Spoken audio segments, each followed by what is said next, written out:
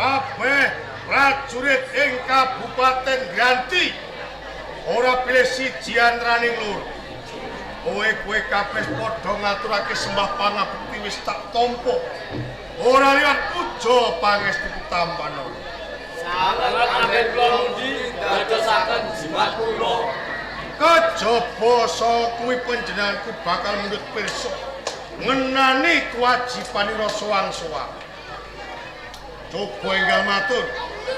Kewajiban kula samenika namung golongan entah sedaya prajurit madangan enggal.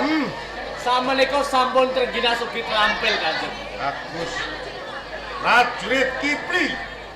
Kewajiban kula nderekake Gusti Patih jengkar saking dampat kepatihan. Penderek pribadi. Yo. Mr. Bin. Matur. Kewajiban kula jagi hidup pusaka wonten sajroning Kadipaten Grati. Iya. Sedaya menika boten wonten setunggalipun pusaka ingkang anis. Bagus. Yen ngono cetha kowe salah sawijining prajurit sing tanggung jawab. Menarik katentreman ning negara Gal. Lungguh sing kepenak. Wis tekaken. Hei! Ketoprake ning ndi? Itu mriki. Lah kok madhep kono? Pegaweanmu piye? Kewajiban kula namung aron jaran. Jaran kepang apa? Ya wis. Jayawada. Kewajibanmu piye, Dok? Lho kewajibanmu iki piye? Nih, Sampe Jayabada iki piye? Kanjeng Adipati. Prajurit Jayabada. Jayabada menika prajurit BS. Prajurit BS. Nggih, BS iki barang surtiran ngono piye? boten Yun, bisu. prajurit siji kae bisu. Nggih, Ora iso omong. leres.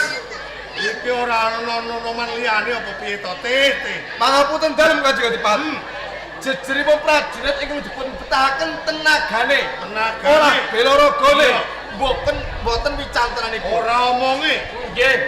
Jayabada menika meneh dipun abar wonten saking Palagan. Iya, iya. Kados pitik jagung nika. Wih, tandange kados srikatan nyamber walang. Meletik, Tanpa sotang, mabur, tanpa lar, ditumbak, laka-laka, dibedil, mejijil, dintongi bantal. loro.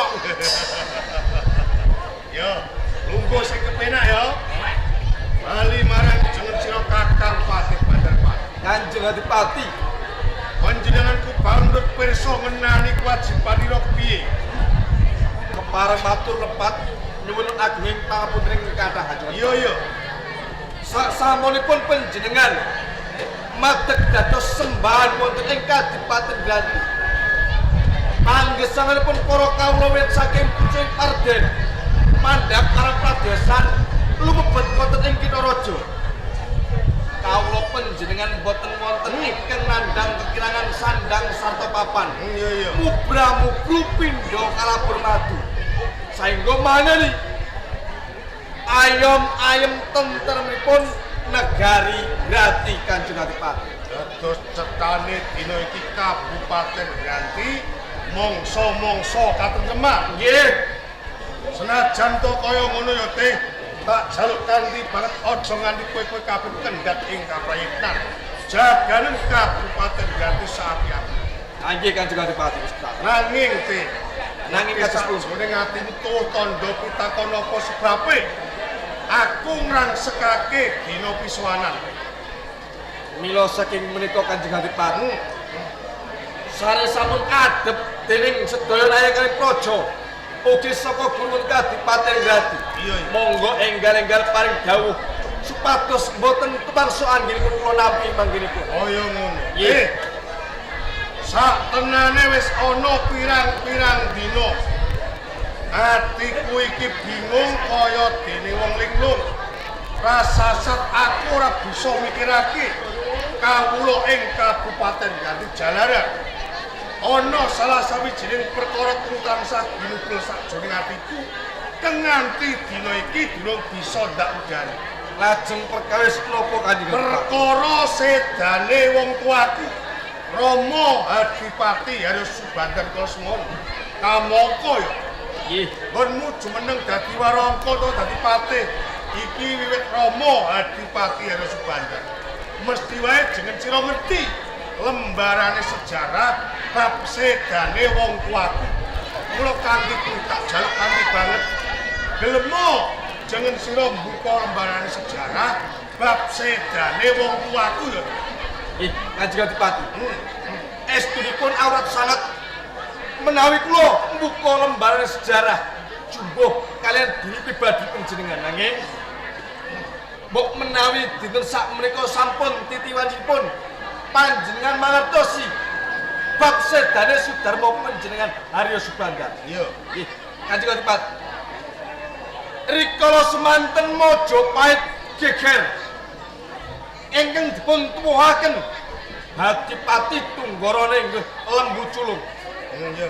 Piyai mbahipun kepengin nuwalaken pranatan saking negari Majapahit. Balelo Leres saengga campuh perang ageng antaranipun Majapahit lan Tunggarana. Prajurit saha senopati wonten ing negari Majapahit iya. sami kapracondhang saengga miji salah satunggalipun senopati gol-agole wonten ing negari Majapahit kan supados ngendhakaken pakartenipun Lembu Culung. sepisan Senopati saking Mojopahit majeng wonten satengahing rarang ngono mengsah kalian Lembu Culung pikantuk berkah saha pangestunipun Sinuwun Prabu Bromatunjung menika semanten.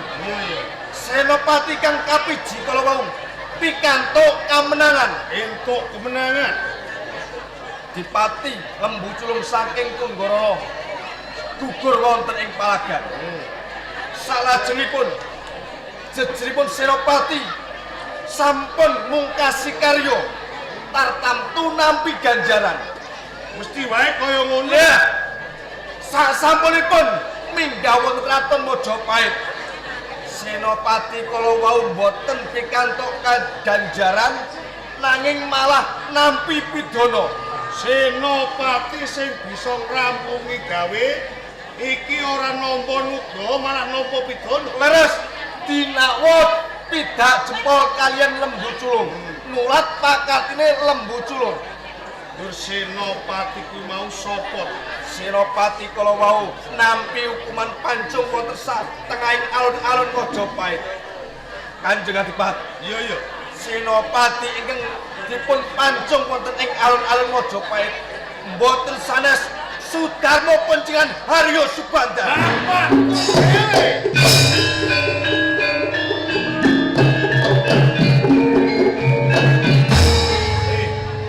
Sakwise kuwi kandha kaya ngono buka lembaran sejarah jebul patine wong tuaku dipateni karo wong Mojopahit. Rumangsa kaya dirolosi otot bayuku lumpruk tanpa to. Nanging teh Nanging kados pundi Kanjeng? cetha lamun to Mojopahit ora kena digawe becik. Wong tuaku bisa nentemake praja ora nampa nuga mahna pidana. Mula lara atiku. Mergo ora ketang piye wae. Kae sing ngukir jiwa raga. Iya. Aku dijering anak lanang kudu bisa mikul dhuwur mendem jero marang asmane wong tuwa. Mula teh lan kowe kabeh para prajurit Nggih. senono kanggo dadan perkara. Wiwit dina iki aku mbaleno.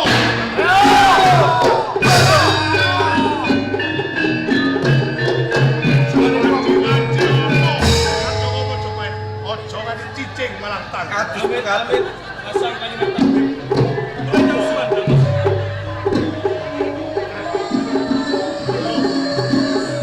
Yayi Haryo Jejetar. Monggo sing enak.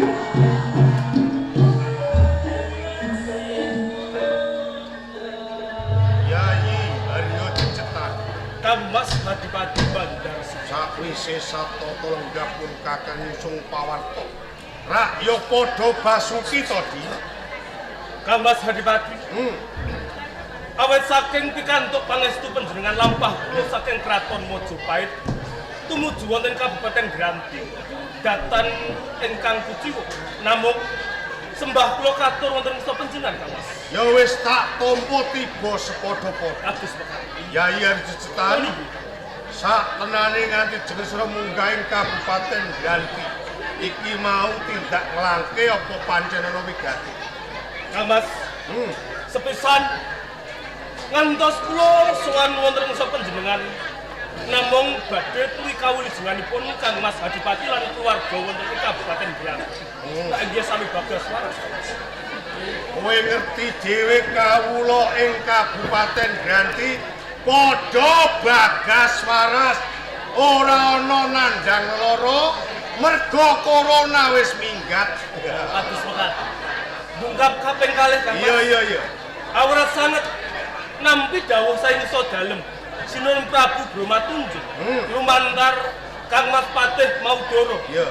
Supados kula kepanggih kalian panjenengan tuhipun kula namung dapur warneng. Ngono. Ing wigatosipun sampun sakwetawis wedal sepisan kalih tigang rambahan. Panjenengan boten nate netepi wajib sowan ngabiyantara wonten ing Kraton Mojopahit. Duh Kakang, menapa darunanipun mbok menawi wonten bab karepotan ingkang pancen boten saged dipun tilar tamtu Kangmas Adipati saged kirim gandhek sakembaran pinangka badal wakil panjenengan supados boten kumplang palenggan wonten ing kraton Mojopahit. Yayi, Arya Jejet. Nggih. Lah utang terus terang tanpa tedeng aling-aling. Apa to sebabe nganti telung pisoanen pun Kakang ora sowan ing kraton Mojopahit? Sebabipun menapa? Cetane pun Kakang Balelo. Panjenengan bali ing kraton Mojopahit.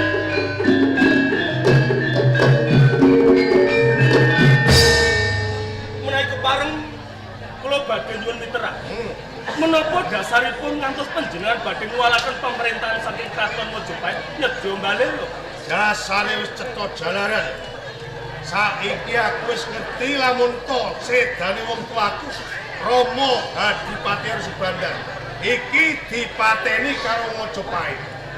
Pinggit rasane ngatiku.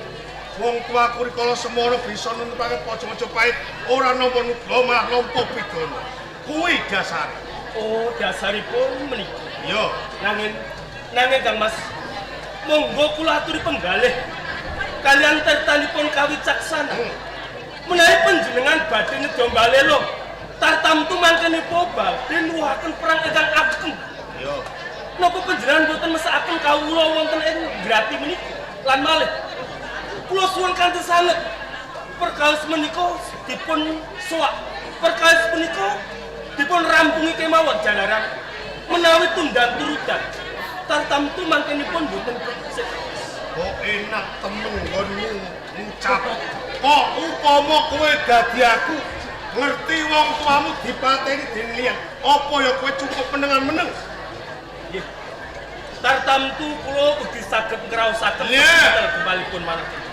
Nanging Kang Mas, Yo. perkawis menika perkawis kapribaden panjenengan. Ngantos sowan kula menika wonten ing Kabupaten Granti sambet kalian pemerintahan wonten ing Kraton Mojopahit. Yo. Mila saking menika kula suwun kanthi sanget muga panjenengan sesarengan kalian kula sowan ngabiyantara wonten Kraton Mojopahit wedal menika ugi Kang Mas. Sepisan Balelo tetep Balelo. Menawi panjenengan sugeng kapok sapa rudo kari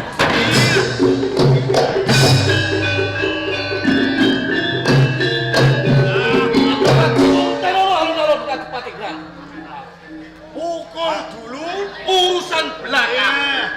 Riwian bakal dadi Nggih. kan bilai gede. Kok kanthi kuwi. Patih Bandarpati Kula Kanjeng Adipati. Tirito Bedane prajurit balike utusan Jograt Mojopahit. Istaken dawuh. Tindak Prajurit, wedal.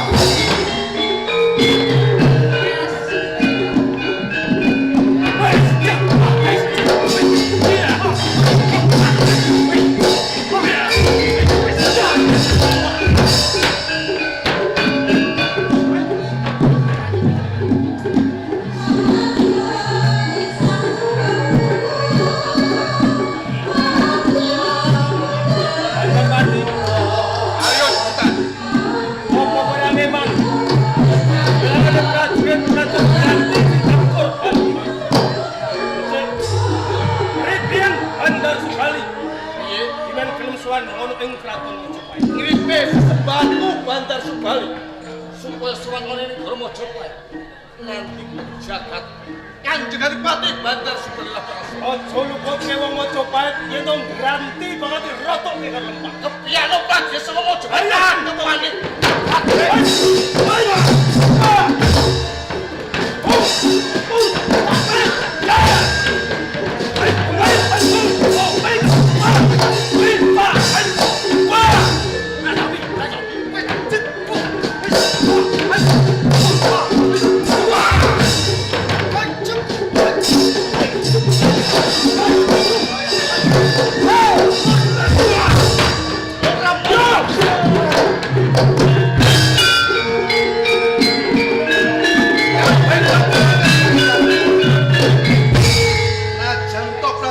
Mojopahit wis padha playu.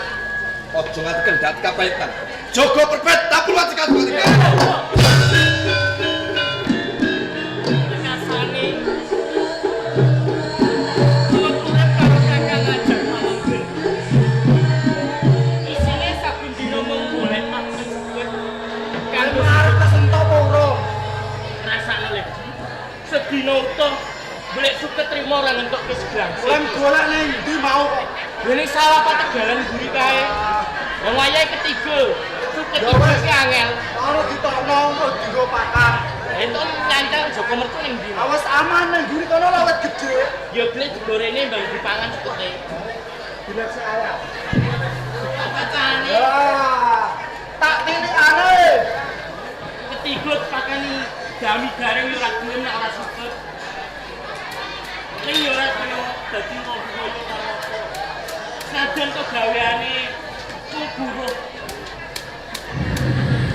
Karet Iki komporan.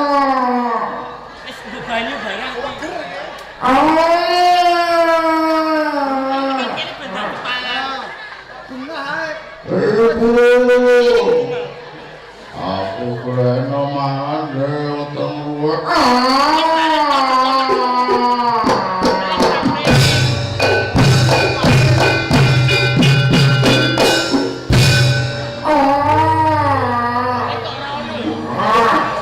Gena tak tantang isor kae kok isor gena ae.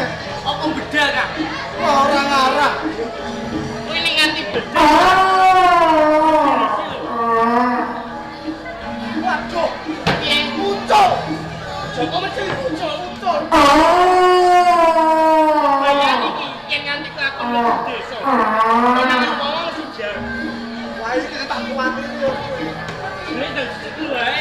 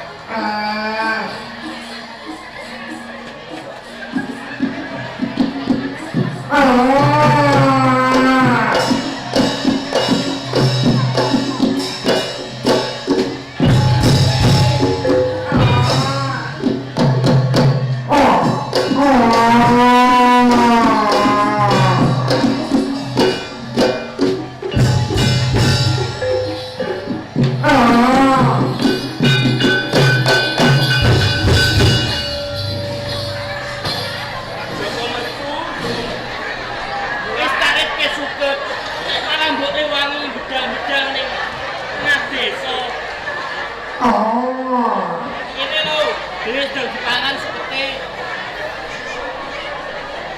Pengenan wong arek mbok dimakan ta ora?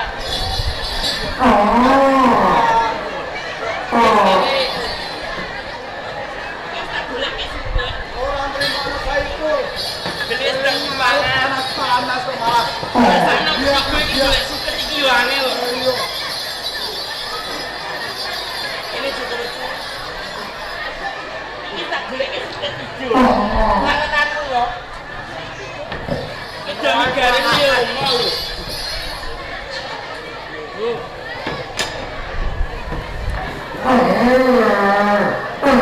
Toko ngarep oleh punyelirno es dino tok.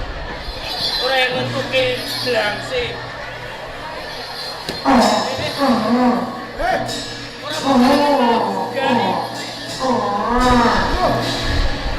Sing mbok karepe iki opo?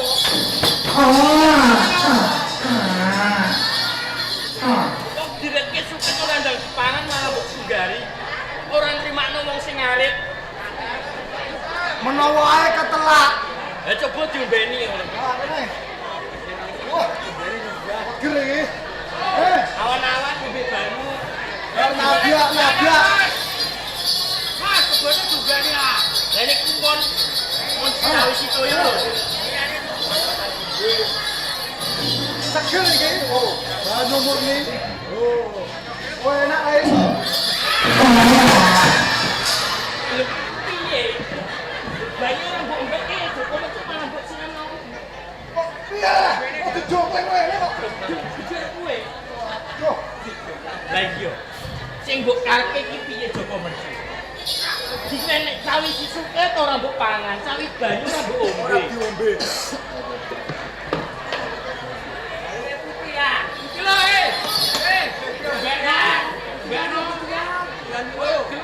Bekno. Bekno. Ben waras kebone. Wes go bekno ora apa-apa. Iya, Piye, piye? Lek kundi Lek tin Iya. yo sing gedhe pamapuramu. Ora kok ateges aku. Kuwi nyepele marang pegawamu ora. Ning tak wene ana ngerti yo. Sing mbok karepe ki piye Joko metu? Saiki manganku ora suket, Banyu sing uga ora rambanan. Ngombeku semono ga ora banyu sumber, banyu telaga, banyu sumur. Lah ngombe banyu apa? Banyu aku. Loh, Aku ora mlocot gorokanem kok piye? Umume mangane ya suket. Mak ora ya tegon. Apa pari? saiki manganku daginge manusa. Penjalukan kok malah ngene. Lumrahe pakanan yo suket ijo-ijoan kebon lumrahe kae to. Ngombeku uga getihe manusa. Duh, merga apa? Yen aku mangan daging manusa, kuwi aku tambah kekuatanku.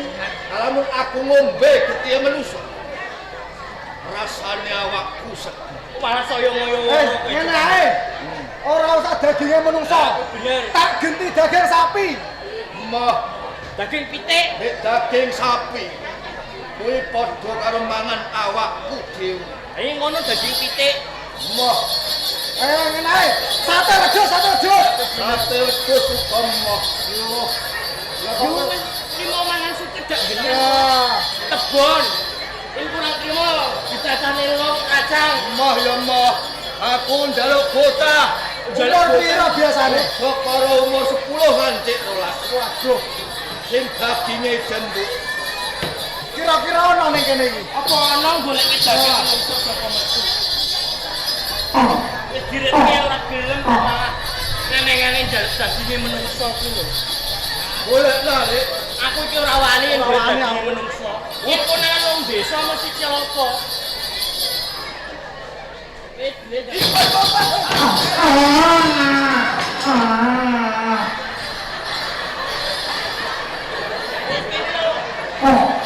iki sekete dari dipangan ae. Malah aneh-aneh daging menungso. Lah kok aku kok ora wani golek iki lho. Wong kene iki cilik-cilik do pinter. Nak sore do ngaji. Nak esuk do sekolah. Bener. Ora ono tak kene sing nakal. Aku pokoke golekno weteng kuluwe, Lek. Aku itu rawani Joko Mergo. Konangan wong tuane malah cilaka. Kula ya, Lek. Kok udah rawani. Seperti iki lho ndang dipangan ben warek. Kowe gelem golek ya apa ora? Aku itu rawani. Konangan wong tuane malah cilaka aku. Mengko aku sing tanggung jawab. Kalamun wong tuane nang terima aku. Sopo sing wani? Konangan malah digebuki cilaka. Mengko aku sing tanggung jawab. Aku ki rawani tenan rawani. Mbok peksa rawani. Lek Arifin. Piye? Tulung ya, Lek. Apa aku ketahe kene? Aku malah ora tau nyelekno. Golekno gonta ilang barang. Moh tenan. Moh tenan.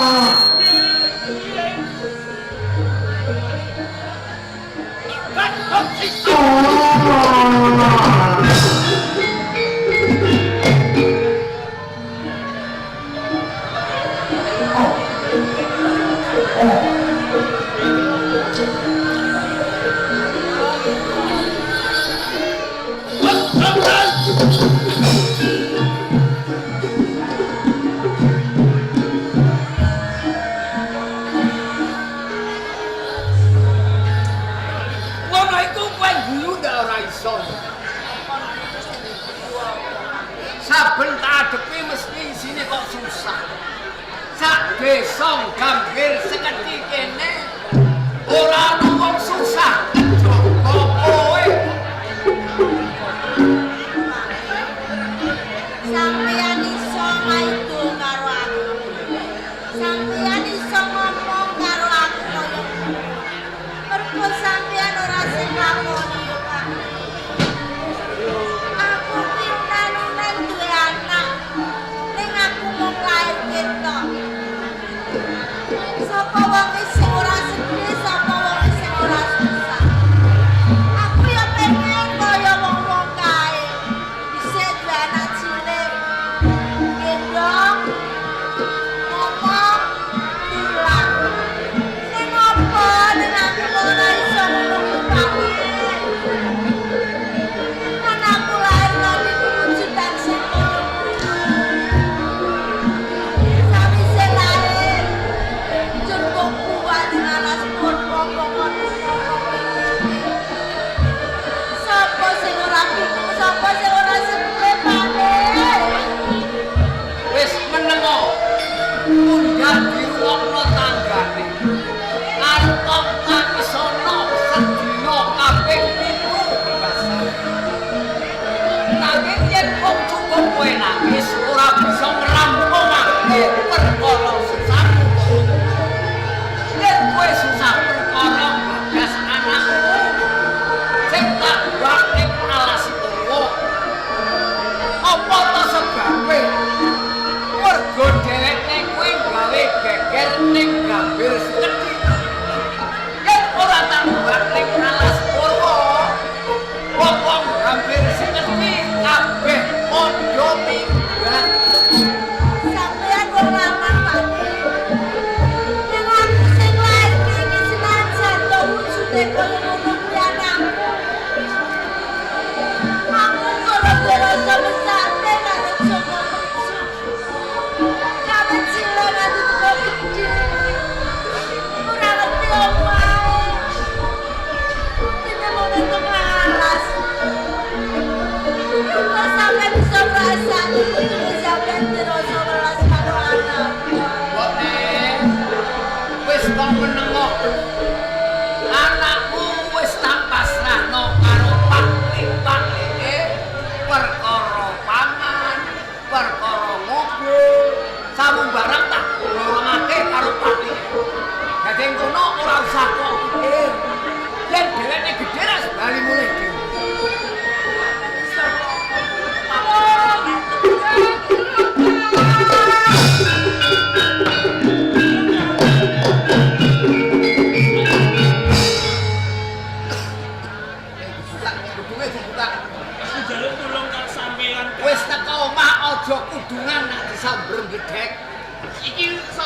saka sawah, Kang. Lah iya saka sawah. Saka sawah kok mlayu-mlayu. Kang ajar pamangger. Aku ngrumangsani mung trimo nurut karo urip karo sampean. Ning wektu dina iki aku kepengin prei nyambut gawe karo sampean. Bosen. Bosen, Ora Mbak Yu, aku ki ora bosen. Tahun-tahunan wis melu urip karo sampean iki ora bosen. Ora opae. Ora perkara opah, duit ki ora, Kang. Apa? Ning pun aku si Joko Mercungkul, Kang, anake sampean. Anakku kene anakku. Wektu dina iki duwene penjaluk sing ora lumrahe menungso, Kang. Jaluke opo ora Jaluke Joko Mercu iki daginge menungso. Gede menungso, Mbak Yu. Anak-anak ya nama. Aku iki ora ngaku sih Coba kasunatane. bercuri anaknya menungso loh, anak menungso mangan Ning menungso. kasunatane ngono, Mbak Yu. Critane ngene, Kang. Esuk mruput aku wis nemenke golek pakane Joko Mercu suket. Enak-enak babat suket, tangan sisih kiwa iki kebacok, Kang. Satemah getihe iki kecampur karo suket. Suket dipangan Joko Mercu, krasa enak njaluk tunggale. mergo ngerti rasane getih iku mau. Rasane getih, Kang. Ya. Lah terus Aku dikon golek daging menungso ning desa ki aku ya ora wani to, Kang. bener. Lah terus kancamu Kaporo iki dulurku kuwi iki dimangsa karo nek same Joko Mercu, Mbak Yu.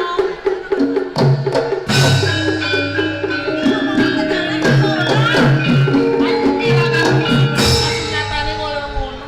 kancamu undi dipangan Joko Tapi Mercu. bener, Kang. Kudune sisane digawa mulih kanggo bukti. Kok ngrasakno sisane gumule go bukti aku nggawa awakku dhewe wis keweden kok nggawa bukti. Andang pundi iki kepiye? Tenan. Iki tenan kaporo Joko Mercu sing ngene.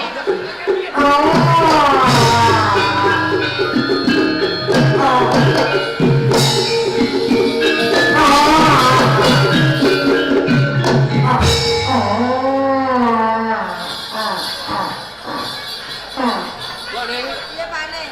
anakmu jewer seret gomring.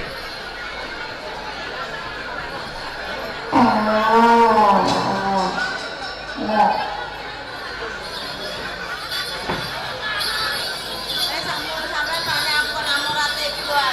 Saiki sing takon kowe apa aku?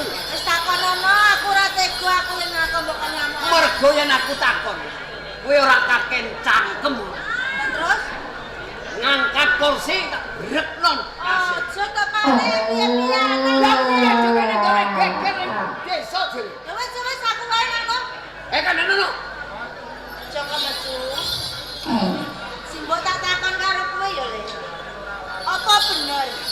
Lekmu kundi mau bar mbok badhok, bar mbok pangan ya. Kalau kok wae karo simbok ora apa-apa. Rego mau lekmu Saiful Kondo yen to kundi mbok pangan kowe. Lho kowe iki kok kebangetan to, Le. Kowe iki anake menungso kok iso mangan menungso. Kok kurang anggone golek mangan lekmu. Tur maneh kowe iki kok ya tegel.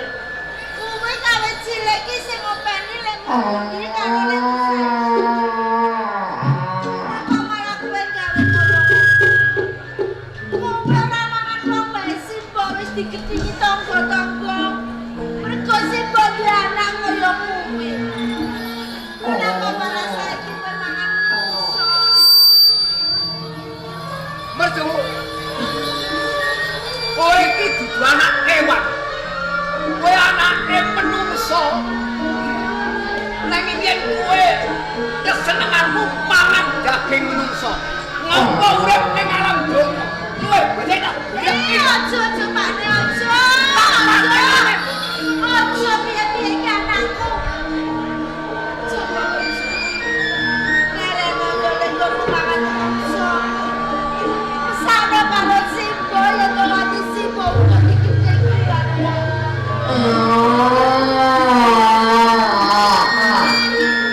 to kowe pancen nang dikandani simbo.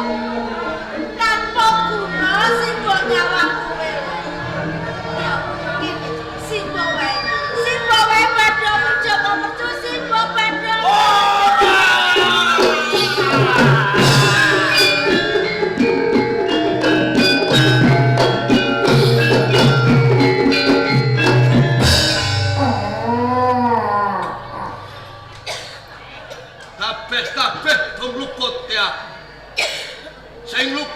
kabeh dudu aku nanging bapak. Kowe kok bisa ngluputke bapak? Bapak iso anak-anak nanging bapak iso anak. Yen bapak rumangsane anak mertu. Ora ketang ujudku kaya ngene. Wit cilik aku cumondok ning gambir seket. Nanging mang sebratake ana ing astikes tunggoro nomor ke bapak isen duwe anak. Nanti tatu atiku. Wong kampung agar ketemu bapak tan simbok kepregok padha mlerok ketemu padha itu ya kuwi sing dadekake tatu ning ati. Mertu, karepmu bener kowe sabela karo simbok lan bapak. Mergo wong-wong desa Gambir Seketi ora nganggep yen to aku iki mapane urip ana ing Gambir Seketi. Sing mesti ngono wong Gambir Seketi iki padha matur nuwun karo aku. Mergo sing babat desa Gambir Seketi iki aku biyen. Kabeh padha nunut.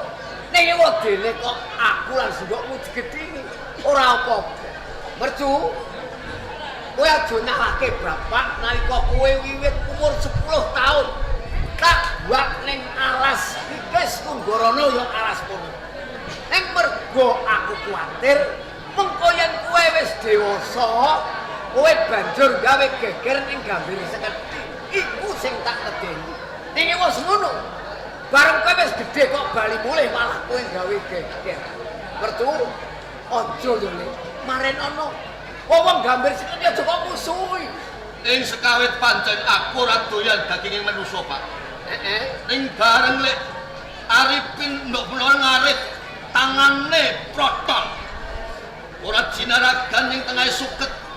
Yo tak rasake kok enak.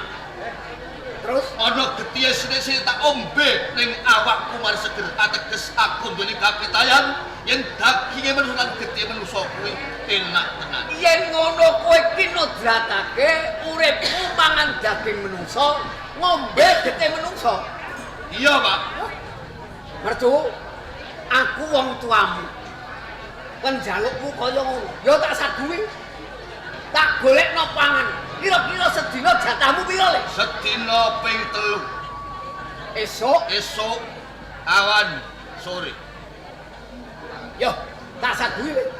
Matur nuwun parandene bapak nyaguri kanggo pakanku, Pak. Nek sawetara wis seming pira, aku tak rembukan karo simbokmu. Kaya ngono.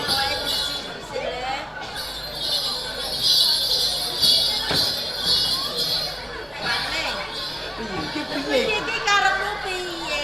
Lah kamu piye? Lah wong anakku ki tak kon mari anggone mangan menungso. Lho, kok malah arep mbok golek ning nganti telu. Pak Ne, kowe golek bocah telu nganti entuk telu. Siji ae. Nek konangan wong desa kowe dikepruki bongkok. Bener. Lah iya. Nek aku duwe kapitayan, mertu mesti ana dalane dhewe. Mergo dilairake ning donya, wong anak menungso kok mangan daging menungso. Iya sing ngarepake ra sing maha kuwasa. Lah nek kudune ya rasane agumi ngono kuwi. Yen ora tak sago, aku mesti ditutuh dikon. Buka awane. Monggo. Awan-awan. Monggo. Ora aku dibuat karena kancing iku.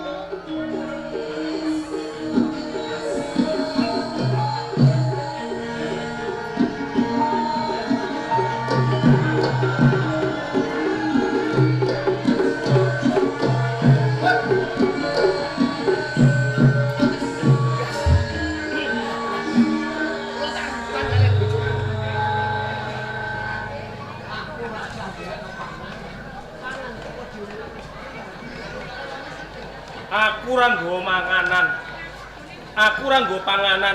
Kok mangan-mangan wetengmu lesu. Kula sing Sing nyuwun pangan kalih sampean sinten? Sampeyan mung kondone ora usah golek mangan, iki enek manganan sing teko. Kula niku ngomong kalih bojo kula.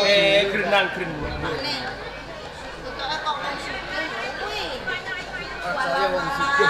Ana intil-intil. Lintil. Iki lho Pak. Saru. Delok kok ngene iki lho sampeyan ora duwe. Gumun kowe ya. Iki ngono ora intil-intil. Lha niku enten intil-intil. Iki ora intil-intil jenenge, ngerti apa ora? Jenenge lato-lato. Srembono. Iki sandang penganggone wong sugih ya kaya ngono. Lho, gandane wae wangi. Sandangane apik besus. Monggo enggak. Alah. Ora pun. Alah. Lho sik. Iki kok malah teles. Oh, kula bar ngompol no. Monggo enggak. Wis toh, Pak. Tenane aku niki gumun. Iki desa ndi?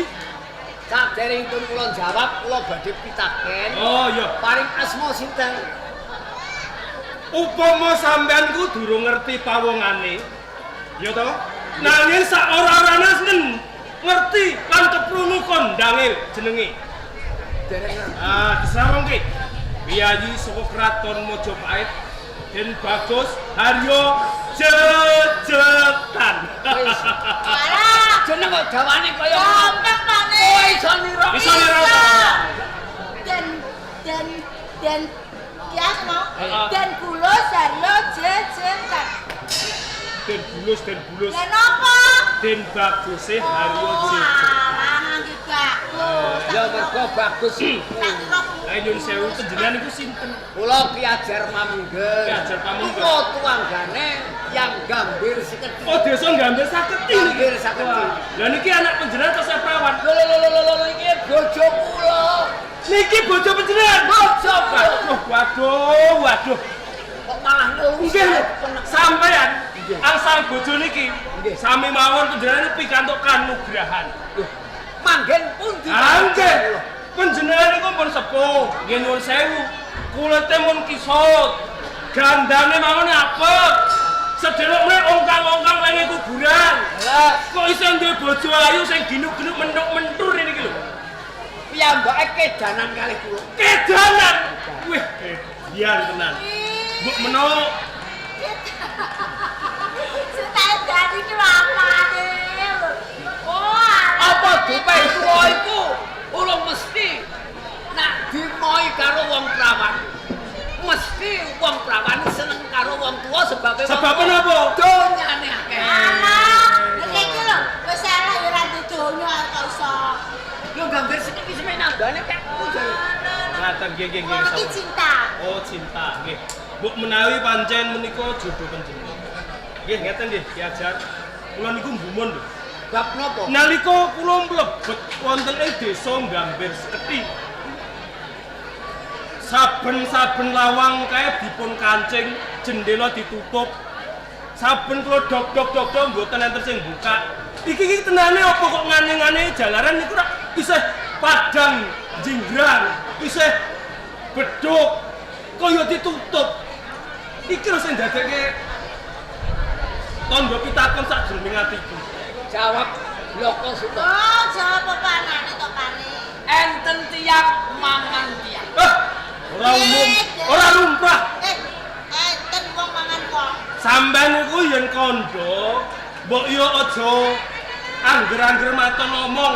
Nanging yen ngomongi kanggo wewatonan kang gumathok. Kok enek menungso mangan menungso, ana wong mangan wong. Nyatane Sampeyan iki lho, aku dikandani ra percaya. Ya ten wong mangan wong tenan. Jadi nganti lawang saben awan ditutup, Lah niku jendela dikancing, iku mergo ana wong mangan. Lah. Iku kira-kira cacahe piro? setunggal. Alah. Lho ngomong siji lho. Kok ora ono sing wani nyekel. Cekel gebuki engko kenek. Nyawang mawon wedi. Klumpuk noman 100 mboten ngarawan. Alah. Pawongan siji royo wong 100 ora wani. Ampun. Beda karo jejetan kok. Ampun repol. Lho. Sampeyan lak durung ngerti kok. Jejetan pinangka tumenggong Senopati ana kraton Mojopait. Saben-saben ngerti mungsuh mesti minggir. Ora wani ngagel sak tengah dalane Haryo Jejetan. Mergo gadah piandel. Mesti wae ndek piantel. Anane sekti mesti duwe aji. Anane Degdaya mesti duwe Japa Mantra. Anane kuat mesti duwe jimat. Lah sakniki buktekke. Bukti napa? Oh, dadi pengen ngerti piandelku. Yo iki Senopati mesti duwe pusaka. Piandele Haryo Jejetan sampe durung ngerti iki jenenge kres apa? bisa diarani Kiai Tundung Apes. Kiai Tundung Apes. Oke, saben-saben apes minggir. Saben-saben apes minggir. Ora wani kadang ora tengah harus dicetak. Wani saestu. Lho. Gampang. Perkara kuwi gampang. Mengko ya. Manggone teng mriko. Mengko kok pawangane tekan papan kene. Manggone teng mriko. Pusakaku tak jeblos e waduhe. Nggih, manggone teng kene gede. Aku mau ngerti, ana pawang sing ning wit gedhe kan. Lah nggih. Wong sing linggih kono ae. Edian.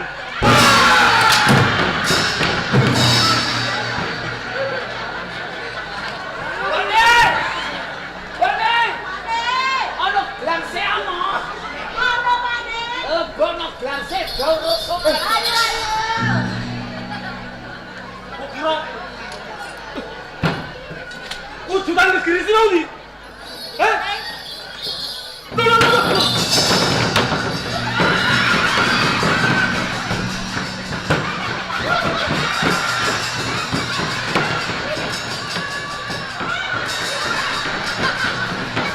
Loh.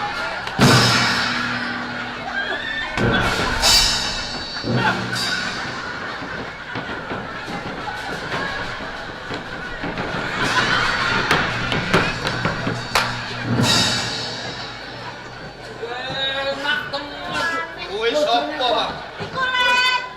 Bisa ngomong. Jatah manganmu. Jatah mangan. Jatah manganmu Le. Pangan le. Iki jatahku. Iya. Bosek. Awake lemu Le. Cepet Le. Wes. Mangan Le, mangan. Mangan Le. Ojo. Badannya aku jaluk aku Mbak. Aku butuh Mbak. Mbak, aku butuh Mbak.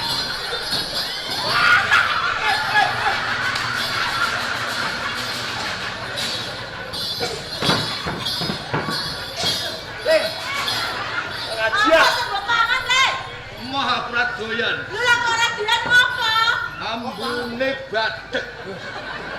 Loh, iya aku kok ambune batik Le wangi Le. Ora enak. Pangan le.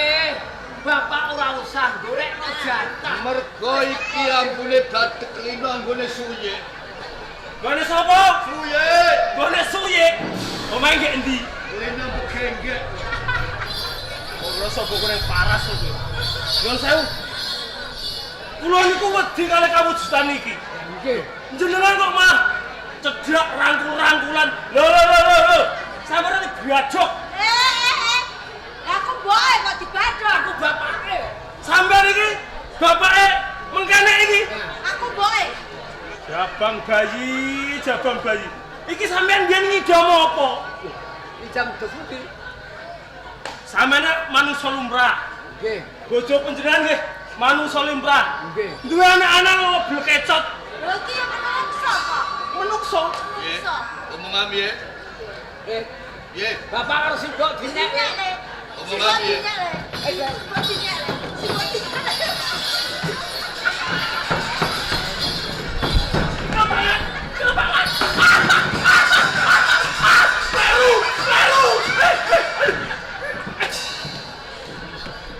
Sampeyan senengane kamu kurang ajar. kula niku wedi. Wedi lah ampun ngono. Kula niku jinjo kalih kawujudan iki. Niki mboten napa-napa. Sing gegerke gambir sekethi di anak kula. Namine Joko Mercu. Iki nggih Joko Mercu. Wirian ge bagus kulit. Iya. Sarang gede mboten ngerti sampean parane dumadi kok tukul sumune. Dados tadah kula mangsane menika lamake manungsa. Manungsa jaluk mangan daging menungso. Kados ngeten. Jaluk ngombe getih menungso. Kula jaluk tulung mangpadosake. Perkara tadah pangane Joko Mercu. Nah, Aku saguh goleki. Sedina jaman piro? lho kok saged sampean? Lho. Sedina jatahe mangan Mercu piro? 3. Mengko yen melu aku tak wene 5. Lho. Menungso pundi? Iki ngene. Iki tenane nganti aku keplayu ana ing gambir sakethi. Heeh. Sepisan Nggih. aku pengen golek jago. Pinangka Sraya. Ngeso dalem Sinuwun Prabu Bromatunjuk. Ewan dene Majapahit Lan Granti iki lagi wae ayun-ayunan perang. Prajurit Majapahit mundur. Ora kuwon nek ngranggulangi kridane Haryo Bandar Subali. Aku kepayu tekan papan kene aku golek jago. Sok sapa wae sing bisa mupu sayembarane Sinon Prabu Dewatunjung. Iki mesti entuk ganjaran sing murwat. Matur nuwun. Mbok, Piye, Pak? pangan wis teko dhewe. Mergo Iya, Pak. bapak ora usah golekno pangan kowe. Aja meneh kok telu 10 sedina. Lakon cuy. Nanging tak kowe bisa kuku sayembarane Ratu Majapahit. Sinon sing Prabu lumantar Dewatunjung. karo Den Baguse Haryo Jejetan. Adipati Granti bali lole Majapahit kalah. Mula yen kowe dadi jagone wong Majapahit. Ayo katenono Bandar Subali. Oke, jalane Kak. Ayo. Ayo. Tak kene. Anggarkon Kanjeng Adipati Bandar Subali.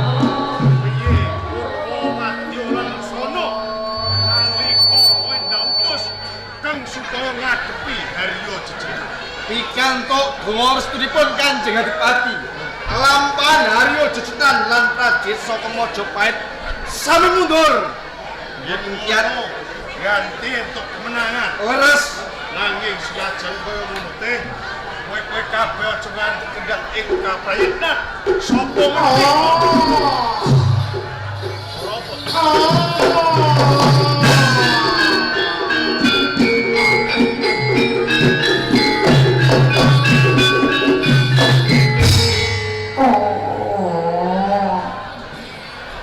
Iki ana wewujudan sing aneh-aneh.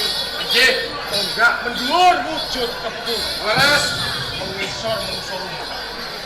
Ndak takonane ya. monggo Kanjeng Adipati. Wewujudan sing aneh-aneh. Aja tok aku tambuh karo kowe iki ora. Nanging pancen lagi sepisane putih karo kowe.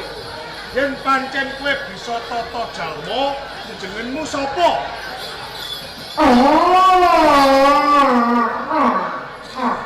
Aku Joko Mergelo. Saged tata jalma. Jebul iso omong teh. Aneh-aneh. Rumangsa gumun. Wong kahanan kaya ngono kok bisa. Anjir, kowe gumun. Iya, Kowe ya gumuner. Aku dhewe sing dadi ya gumun. Dalah. sing dadi malah gumun. Joko Mercu jenenge. Sapa kowe? Sadurunge aku mangsuli apa sing dadi pitakonmu? Iya. Kowe becik aku takon karo kowe. Kok nganti kowe temeka ning Tapolwates Kabupaten Gresik. Njur sakpenane mung kuwi gadis sing kepiye? Aku goleki Bandar Subali. Goleki Bandar Subali. Iya.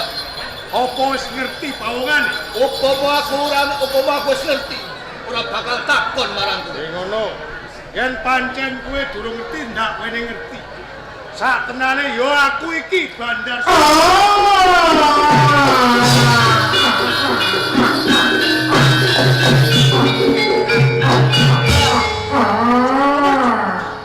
Sakwise kowe ngerti lamun to aku Bandar Subali sajak bungah rasamu, Bandar Subali Joko Mercu. tak goleki patang sasi punjul iki. Maine Wahyu Manggolo iki. Iya. Ayo. Bareng aku munggah ning tenggakku. Tak gendong tak sowanke Majapahit. Weh. Jebul mitos royo saiki negari Majapahit. Joko Mercu. Bandar Subali. Ngono cetha kowe kongkonan saka Kraton Majapahit. Mbah kongkonan mbah apa aku ra idep. Kalamun aku bisa nyowanke kowe Bandar Subali, aku bakal nampa nugroho saka Kraton Majapahit. Joko Mercu. Yen kowe kena ndak kandhani aja mok bacutake. Gonmu kepengin ngangkat ora luwih becik, kowe bali wae ning desamu. Moh. Aku gelem bali yen bareng karo kowe Bandar. Kowe gelem bali apa ora? Moh. Ora.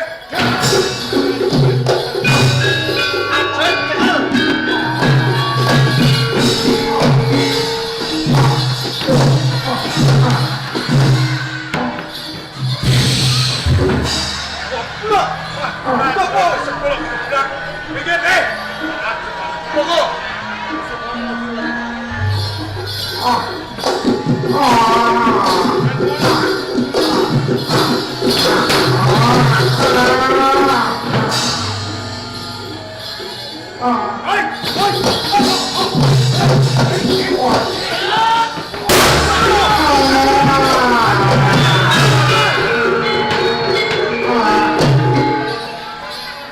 Bandar Subali!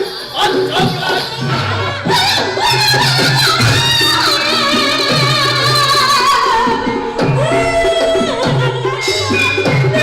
Kapan kenging menapa? Nosu ngate Joko Mergo. Saya berandal, Dara. Dipun astopan Kisono. Pun kakang jaluk. Waluke patinipun. Dipuruti mana, Dara? Dipuruti mana? Dara Putri. Kene patung-patung rasane aku. Ibu kula menangkasi, Dara. Bayangkan bukan teman kapang marang bapakku bajeraku ditinggal Jin, kesuwanten kula lan para adik kang sekian satu kali jenengan Dara. Aku susahke mawon nggih.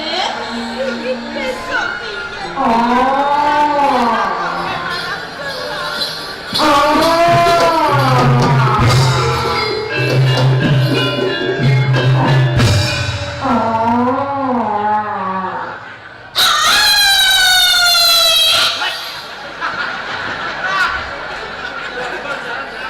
Mas Samra banter suaraku kok piye? Kowe ku kebone aku tak kowe. Lah aku tak kowe.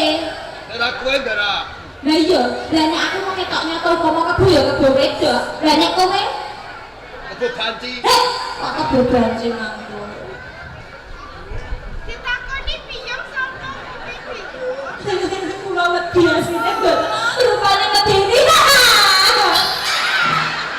Aja tidak. Nggih, mboten Dara. Kula mun kapok kalih mawongan iki. Kaya ditundang lho. Nggih. Sik. Sapa kowe, he? Wani-wanine mlebu Taman Sari Kaputren kena apa migati apa? He? Aku Joko Mergo. Joko Mercu, banjur Goleki Bandar Subali. Bandar Subali wis mati. Kakak malah sing ngedeni kowe ta piyong? Betul. Kowe iki menungsa biasa dudu jen kok malah guyu. Aku ora betah karo agak. Wonyek. Ambune petit lho apa. Bandar Subali wis mati. Pancen aku sing mateni. Bunuh, Dara. Ya leres dheweke sing mateni Kang Mas Tunggal. Nggih leres Dara. Joko Mercu sing mateni Dara Bandar Subali Dara. Ih, Joko Mercu. Sapa jenengmu? Aku Cinggawati bojone Kang Mas Bandar Subali ing Grati. Bojone Bandar Subali. Apa kowe lagi ngerti iki yen Kang Mas Bandar Subali duwe bojo aku? Iya, Kowe kejem, kowe manungsa licik. Nyatane ora duwe dosa lan kaluputan, tega mentala kowe merjayani bojo. apa sebabe nganti aku mateni Bandar Subali? Apa lupute bojo? Lupute bojomu Bandar Subali. Wis wani merenang pranatan do ing praja Majapahit mongko Joko Mercu. Iki jagone wong Majapahit. Uwal bojoku luput lan ora nyatane kae garwa sing banget tak tresnani. Iya. Mula kowe suwing kira saka papan kene aku jijik nyawaku. Jijik tekane apa? Ayo kowe sing merjayani bojoku. Wes, lunga gae kowe Joko Mercu kindang nang kene nyempet-nyempet imper-impat karo bendaraku. Lunga kowe. Bapatine bojomu rasa mbok getuni. Lho, Sipun nang gawe sing mbok kandhut. Mengko bapake tak gantine aku. Apa namanya jaga bayi? Apa namanya jaga bayi? Ya apa Gusti dan apa dulu apa namanya jaga bayi? kene. Piye to? Amit-amit jaga bayi-bayi ini aja. Amit-amit jaga bayi. Kami sing kene kucing. Amit-amit ku aja kene Ya ah. terus ning ndi? Kene lho. Lah metune ning ndi? Metune kok ndi? Aku kira Dara. Kowe arep kepek bojo aku lah kok sudi men lho ya. Gelem ya? Bagus-bagus sik akeh kaya kebo kaya. Ampun gelem Ndara. Awak tak goleke dudu tambak romo timbang karo kebo rupane wong elek ndirani ngene iki Ndara.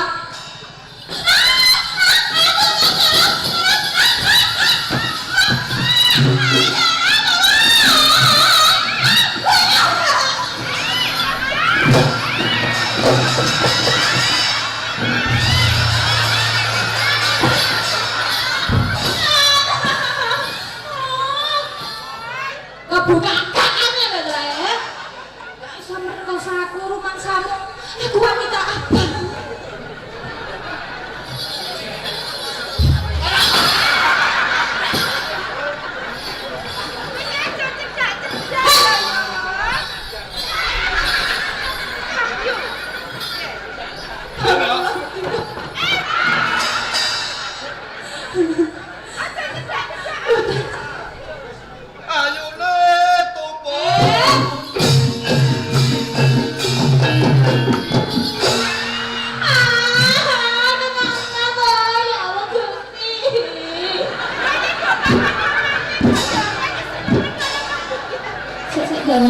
Gak kerasa belas Ndara. Gak kerasa belas sih. Mboten. Jane ana ngene ta ora kok gak kerasa ndelok jek. Semene jebule. Aja cilike. Gaene. Alah paling ngene plek tuh.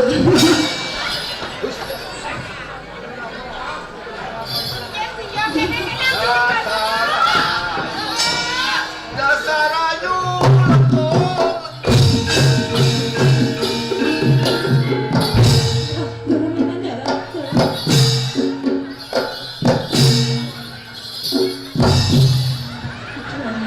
Gusti lah teras ya Gusti lah. Bu sing kata-katanya dikebul gilani wong iki ya Allah. turutono aja tansah gawe.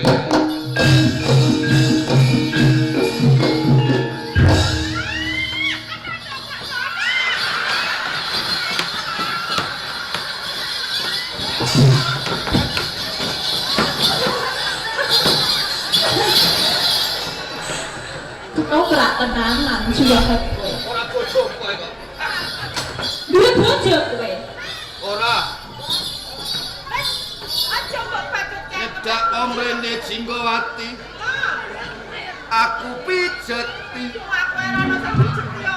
Jaluk Pijuni.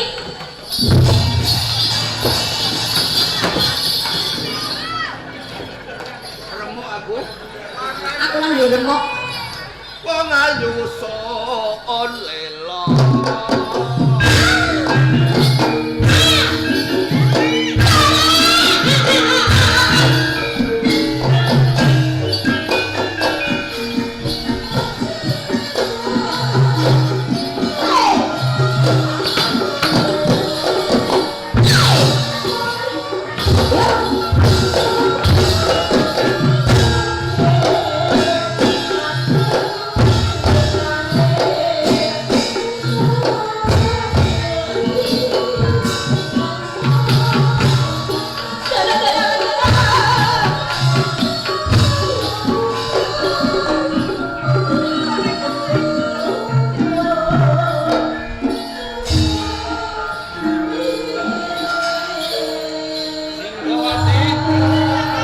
saiki bojoku wis mbok percayani kowe ngraso marang aku ya. Kowe becik kowe suwi kira saka papan kene. Aku gelem lunga nek kowe wangsulan. Gelem ya? Aku ora gelem. Tak hukum aku.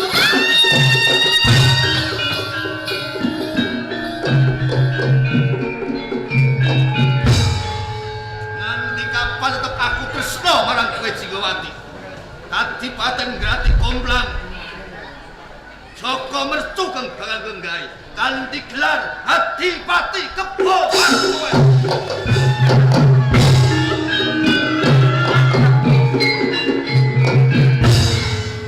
Sopo jenengmu wong ayu? Oh, tapi kula Jinggawati kula saking Grati garwanipun Kang Mas Bardhan Subang. Kok nganti keplayu-playu? Nanging saderengipun panjenengan sinten? ajar pangger saka gambir. Nanti kepayu-payu. Dipun oyak-oyak pawongan asmanipun Joko Mercu. Badhe kepek bojo kalih kula Bapak. Joko Mercu. Joko Mercu pawonganipun kados kebo wonten sumune. Ya. Perkara Joko Mercu aku sing tanggung jawab. Bapak saged nulungi. Aduh, padahal kula Arep babaran kok.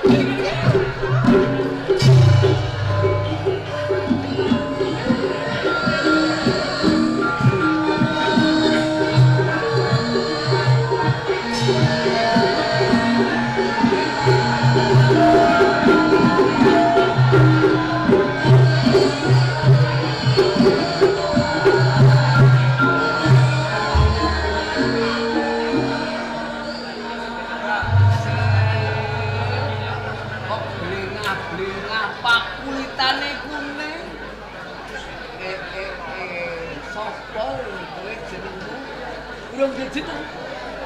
Gampang mengko tak paringi jeneng ya. Kene.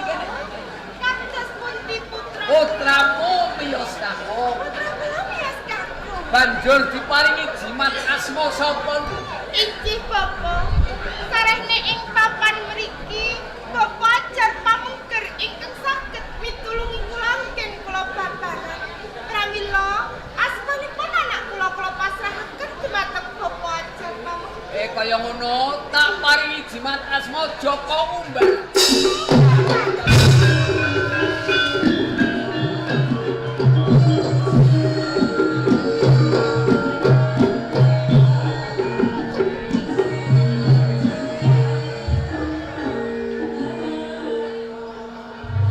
Utumu ning ndi, Mbak? Dolan. Dolan ora ngerti wayah. Alah ya wis ben malah segaku utuh kok. Ya aja kaya ngono. Nek ora diurusi perkara mangane. Iki opo? Kene lho.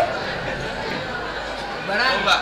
Ini Arep mangan siapa? Mangan sepun sapa? Lah aku lho urung mangan. Lu mangan belah. Masak kok ora to? Ora masak. Ora masak.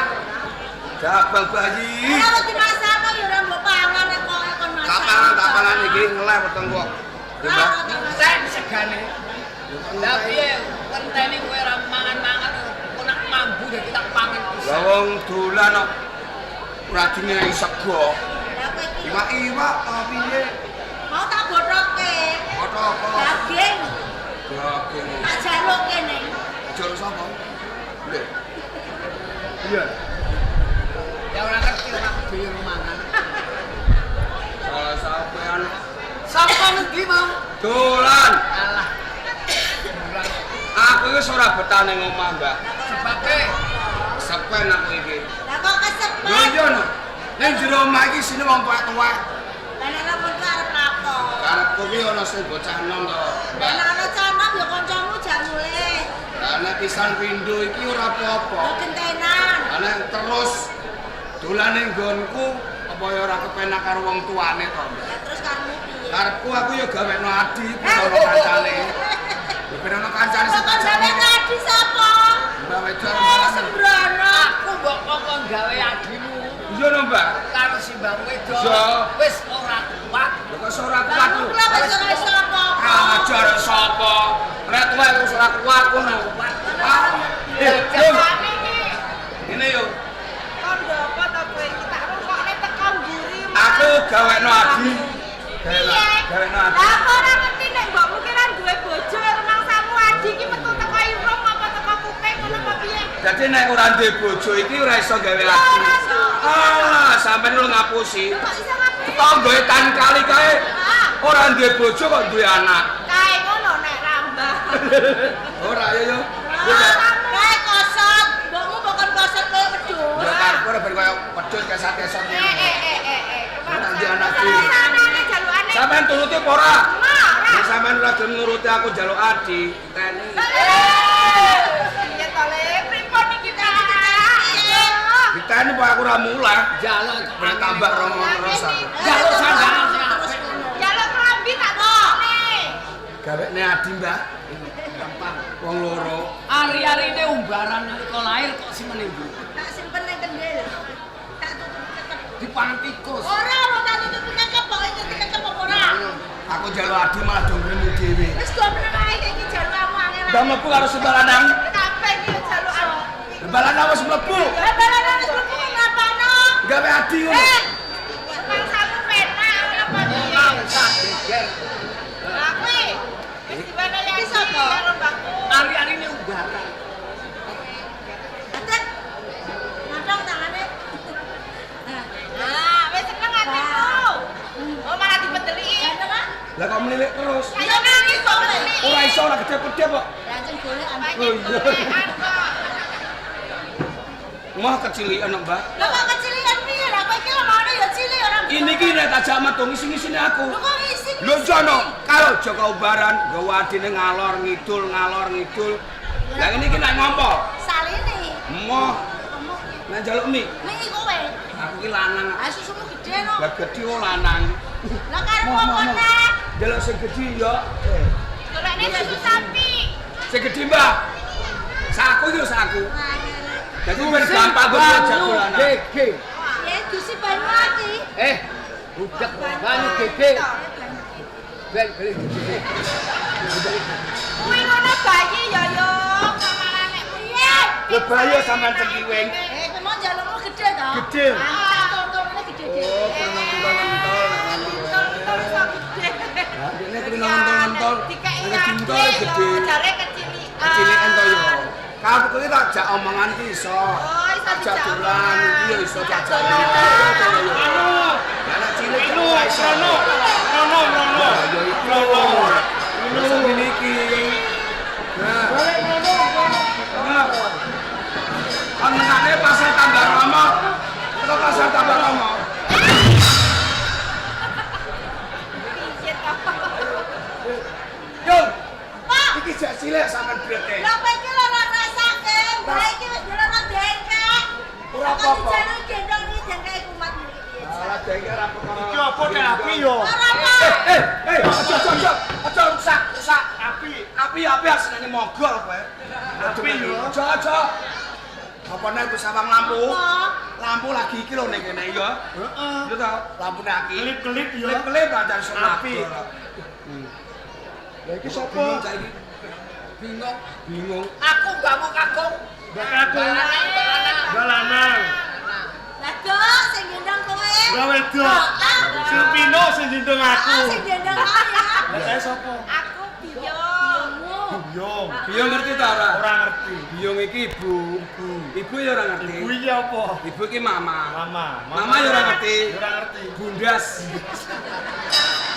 Bunda. Iya, Bapak Bundas bukan. Lah kowe sapa? Kakang Baran. Kakang Embaran. Kakang Baran. Simba lanang. Lanang. Mbak Putri. Bauti. Biyong Bundas. Kakang Embaran. Lah aku sapa? Ya, enggak. Mulai nek. Ora Ora ke. Lah, Anu Nak. sayo. Jangan diwenehi jeneng. Jeneng ya sampean sing gawe. Nah, aku kan Mbak aku sapa, Mbak? Gawekno wong loro, Mbak. Kowe tak jenakno Joko Puja.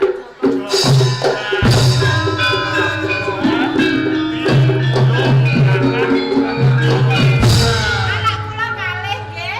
Ayo dolanan. Dolanan. Jaran-jaranan. Ayo jaran-jaran ini kene kan. Aja ayo sing jaranan. Lah sing dadi jaran sapa? Iya, Pak. Simba. Simba dadi jaran kene. Ayo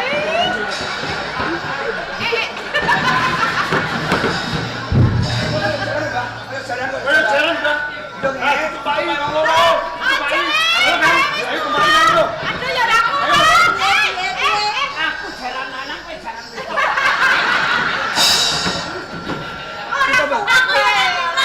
Jaran-jaranan. Jaran-jaranan. Aku seneng wis duwe adi. Kok coklek balung. Ora. Iki mau Apa bal-balan kan? Babalan aja. Marloro jaran. Pujan wis mlebu. Ini wae ngene. Jan. Mengko tajak dolanan nang Meng. Sadurunge kowe tajak dolanan kowe mangan dhisik. Mangan. Ya mengko nek parah lagi tajak metu dolanan. Sakwise aku mangan. Tajak dolanan bapak. Dolanan ya, Kak? Yo. Ayo. Ayo kan, mangan. Oh, kowe dhewe. Numpak apa? Odong-odong. Pak pesawat ya. Ki mangan sik. Di aku. Ayo Yo. Mbak Biang ya. Nek. Mangan. Mangan. Sik ya. Gendong Nek. Kamu mangan dolanan. Dolan. Mangan Ojo dolanan. macam. Gendong gendong. Gendong Nek. Ayo gendong aku segede gendong. Cik. Kok senengane gendong-gendong kok. Carane piye carane? Carane ngene. Ngene. Yo. Iya. Bapak malai. Gua lek gua. Wah. Ayo.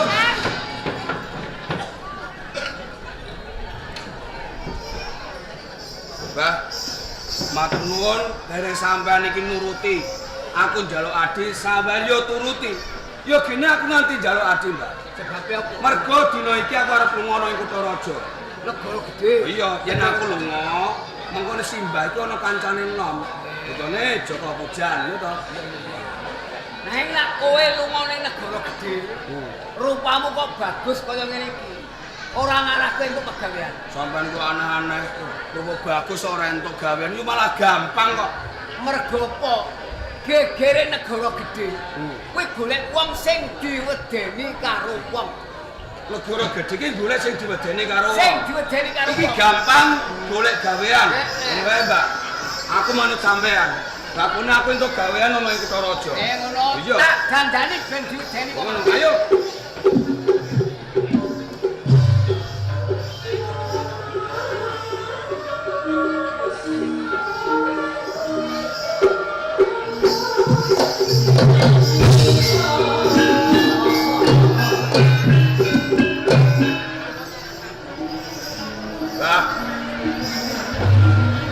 Dari aku kok dandani. Bubaran. Yen kowe kepengin ngerti wujudmu saiki, iya baru gelek. Aku ora ngandel gelas.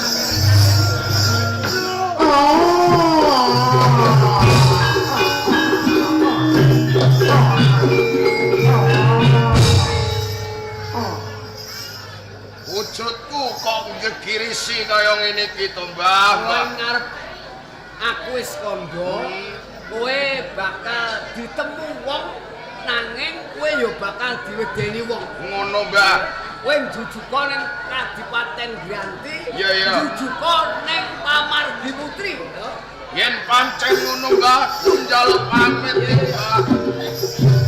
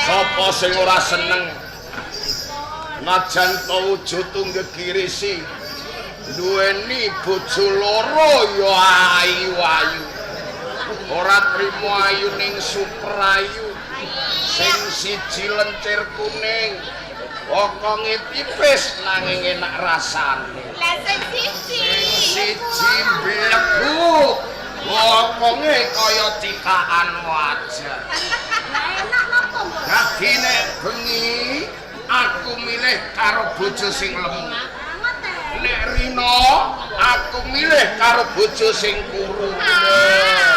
Panjenengan menika jahat kalih kula kurek-kurek. Lapor kados ngaten kok. Ora usah kurek. Awan lo wanci panas. Lah kok aku sing dibagi awan aku iki bojo tuwa kok malah sing kok tiwake to Kang. Ngene iki lho wong lanang semene iki do kepengin karo aku. Sing bagus-bagus e ora iso wayoh. Atase panjenengan. Iya. Jejere kebo. Rupane wis ranggadeg nanging ya bojone loro. Jane aku ya kepepet kok Kang Mas. Kok kepepete manggon ngendi cahayu? Ajen panjenengan rupane ala, wujude kebone bondo donyane panjenengan menika kathah. Iya sing mbok rabi iki donyane ora wonge ya. Ya nggih Kang Mas. Lho rene donya sing digoleki enak lan kepenak. Ora apa-apa bojone ala, sing penting uripe mulya. Ora usah kok tiru, Bu. Bojo kaya ngene iki aja tiru ya. Ora apa-apa pinuju. Allah mboten napa-napa Kang Bon. Iya. Pendak kula lan penjana lati kalian kamu Iya, iya. cuwet. Ha. Apunipun kedah dipateni. Panjenengan bayangke Ali Hando. Cocok pinter Kamu Di. tidak penjangke kados ngaten. Ya jeng nilamati lan kowe nilam sari. Nggih. Pun kakang kangen pengen kok ladeni, pengen kok peteki wong loro, pengen kok keloni. Pengen kula ladoni. Iya. Aku lho boten purun. Alah kemenyen Lah iso. pripun panjenengan beda-bedake kula? Kula cilik. Aku iki mau bubar leren kok pasar Mbak Romo. Ajeng apa? Aku bar jamu bebek ndok bebek. Dok bebek mripo to? Aku jamu ndok bebek telu. Mula aku njaluk ladeni.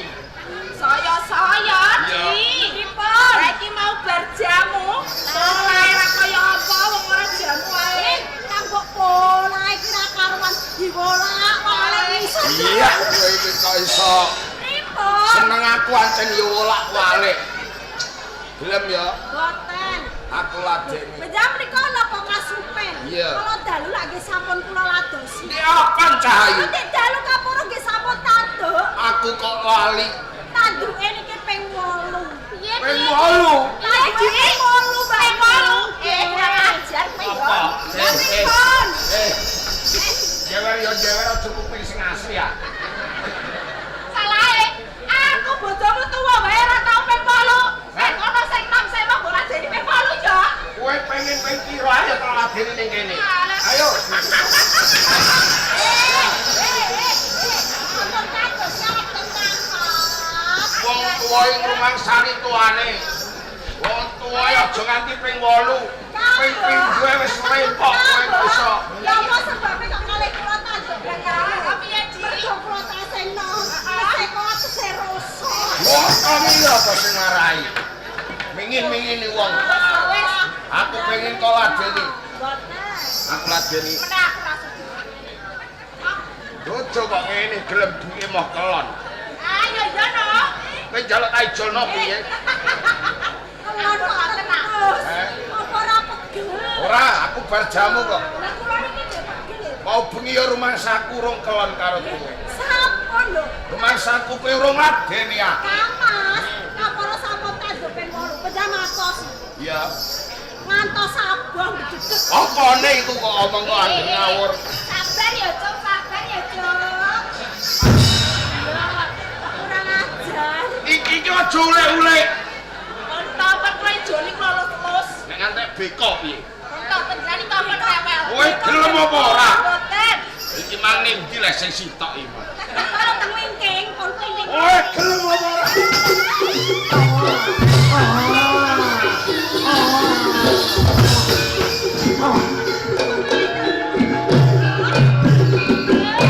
Apa kowe? Sugih betul Gondowali. Lacikan nekat di paten berarti lembari karang pedang. Jun. Nanti aku ani ngembar kaujutan. Sakenane sing ngembari dudu aku ning kowe. Aja ngau tak jebol waduh lho.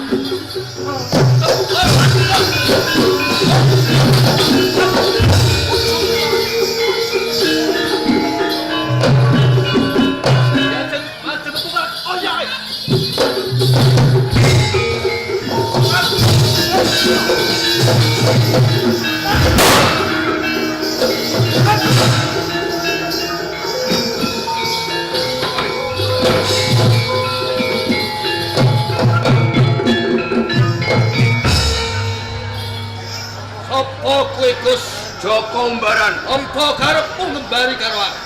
yo kene aku ngembari kawujudan. Mergo aku pengen rangket kowe nganti stop bisa mateni Kena yen bisa maju.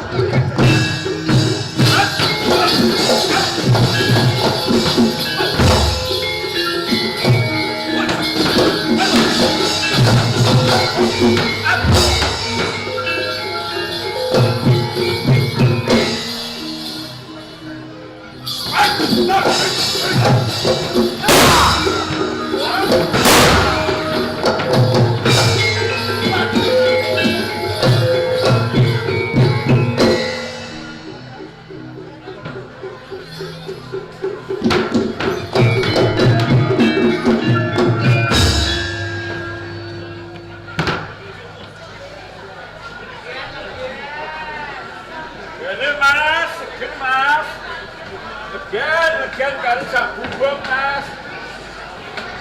Lho.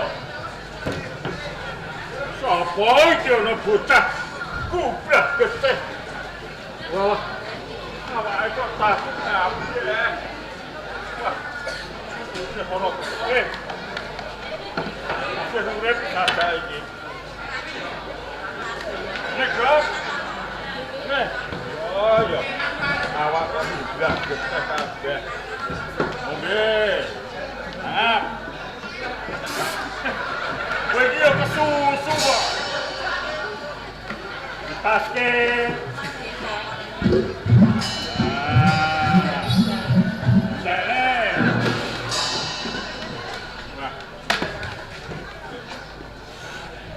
Sampeyan ki lho bocah ngendi? Jenenge sapa? Kowe iki sapa ngono? Ditepungke jenengku Dayun, bapake Tulkiem. Dayun, bapake Tulkiem. Pegawe aku tukang bakul legen. Kowe kang bisa ngusadani aku ngono. Anjur jenengmu ki sapa, Gus? Aku Joko Mbaran. Omahe Omahku Gambir seketi ngono. sing duwe wong tuwa. Aku isih duwe wong tuwa. Nanging wong tuaku kari siji ngono. Lanang apa wadon? Wong tuaku wadon. Kari wong tuwa wadon. Jenenge Biung Jinggowati. Sembrono mbaran iki. Pancen kowe iki garwane Kanjenge Bupati Grati lho. Kowe kok ngerti yo? Omahku iki laladan Grati kok. Sampeyan iki saestu putrane gawe putri Jinggawati. Aku pancen putane Biyung Jinggawati yo. Lah kok nganti tatu kabeh kok kenging napa, Gus? Yo kene nganti aku tatu mentas wae tanding karo Kebo Martawati. Wah, sampeyan ki lho. Kok wani-wanine ngadepi kalih si Kebo Martawati niku senajan wujude ndas kebo awake menungso. Wah, sekti magula-gula niku. Mergo aku wis sago mupu sayembarane sinuwun Prabu Matunjung. Mupu sayembara Majapahit. Oh, ngeten mawon. Sampeyan kira-kira isih wani ngadepi Kebo Martawati ta mboten? Dayun bapake Tulkien yo. Pripun, Gus? Kanggo bondo kekuatan nopo? Aku wis rojah raja tatu arang kanjang yo. Mengke kula sing menehi cara supados sampeyan niku saged menang. Yo carane piye? Nah, mengke sampeyan tantang melih yen pun kelakon gelut kok sampeyan niku ditingkes. Sampeyan sambat-sambat kalih ibu sampeyan. Biyung Jinggawati aku pamit mati Biyung. Biyung Jinggawati aku pamit mati. Untuk Kebo Martawati niku anggere krungu jeneng Jinggawati niku mesti luluh atine. Jalaran apa? Kebo Martawati niku kedanan kalih ibu sampeyan Jinggawati. Lho, mengke yen pun sampeyan diaku anak nggih sampeyan rewa-rewa gelem. Sampeyan ajeng dijak teng pundi mawon nggih sampeyan turun ning syaratè njaluk gendong. Mengke yen pun digendong mangan sampeyan sampeyan gondelan sungu sak kuat-kuat sampeyan sak rasa-rasa sampeyan sungu sampeyan sempal. Pun niku apes gayane. Yen kaya ngono kowe sumingke tak jajal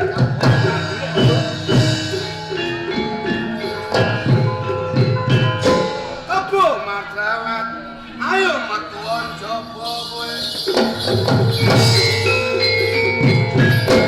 Serep nyawamu kowe umbaran. Yen aku durung bisa ngrangket kowe tak suwanke ana ing kraton Majapahit. Maju tak gedeng sirah. Mati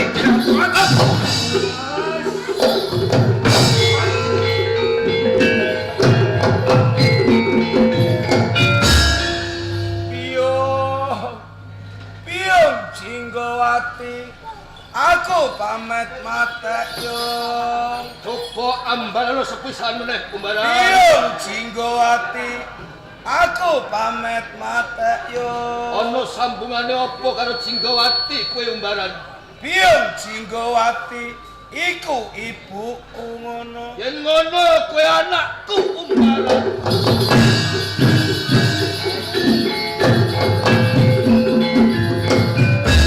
Umbaran, Apa Kebo Martawati? ngono kok ora gelem ngomong dik mau-mau. Yen aku kandha wiwit mau ketoprak bare jam 3. Iya wani. Umbaran, Apa Kebo Martawati? saiki ibumu cumondhok nyang ndi umbaran? Ibuku ana ing Gambir Seketi. Isih ayu ta ora? Isih semlohe, Isih. semok dan aduhai ngono. Isih semok, isih aduhai. Isih ayu. Aku kepengin ketemu ibumu Jinggawati umbaran. Aku gelem ngarepno kowe. Iya. Nanging aku duweni penjaluk. Apa umbaran? Aku njaluk gendong kowe Tak gendong kemana-mana. nganti teko Tambak Rama Ape tuku sego tewel. karo main odong-odong. Yen pancen oleh munggah enggakku umbaran.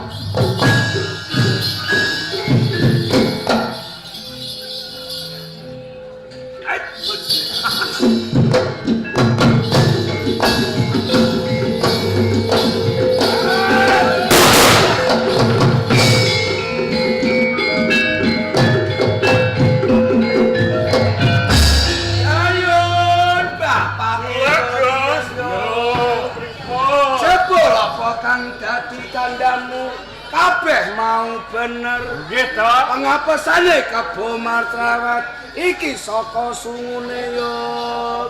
Loh, Gur. Heeh. Ini kok enten celeran-celeran. Wah. Enten pusaka kalih, Gur. Wujud pedang kalih. Godhong Jaya bapake Tolkien pripun? pusaka loro cacahe iki dumadine saka sungune Kebo Martrawet ngono. Niki dumados saking sungune kebo. Sing siji wujud pedang jenenge pedang Kunto Sukayanaya.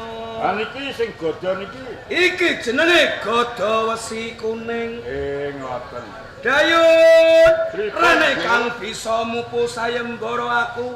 Ayo bebarengan sowan ana ing kraton Majagot.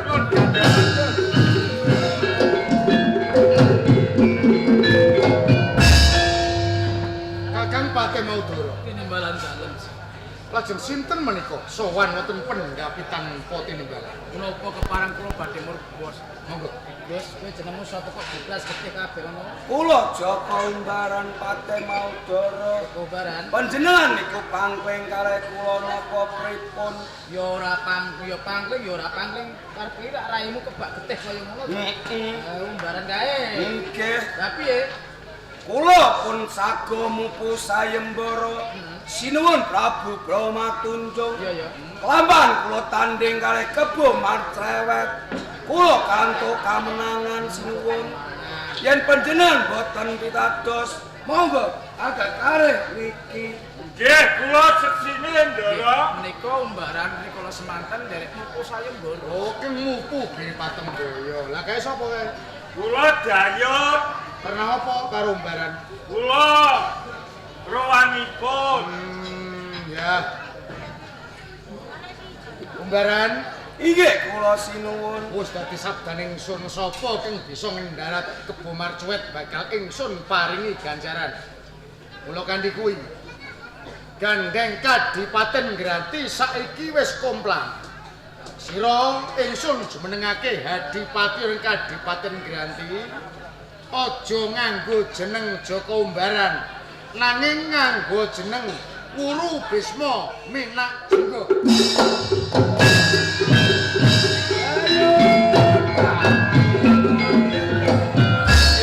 Jenengku ora Jaka Umbaran. Dipun ganti. Ning diganti Wuru Bisma Minak Gonjing Yung. Wale Gus. Ya piye? Minak Jingga. Yung.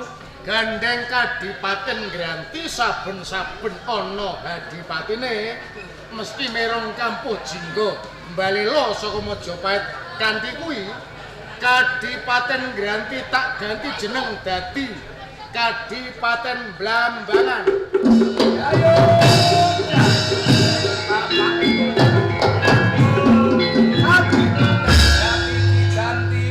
Diganti Kadipaten Blambangan.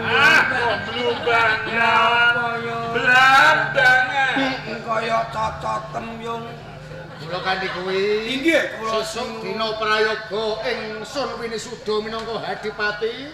Saiki ayo bareng-bareng kembul bujana wiwaha Pandrawina.